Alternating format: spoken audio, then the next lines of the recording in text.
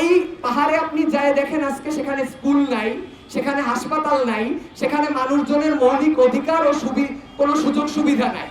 তারপরেও সেই পাহাড়ে আপনি আরো বেশি করে মানুষ, বাঙালি মানুষ, বিভিন্ন এলাকার মানুষজনদেরকে সেখানে পাঠিয়ে দিচ্ছেন, তাদের যারা এখানে সমতলে জীবিকা উপার্জন করতে পারছে না।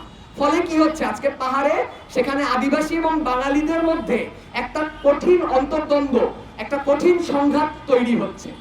এখানে যখনই কোনো অফিসার কোন রকমের দুর্নীতি করে, কোন রকমের অপরাধ করতে গিয়ে ধরা খায়, তখন তাদেরকে শাস্তিমূলক বন্দী হিসেবে পাঠানো হয় কোথায়? ওই পাহাড়ে।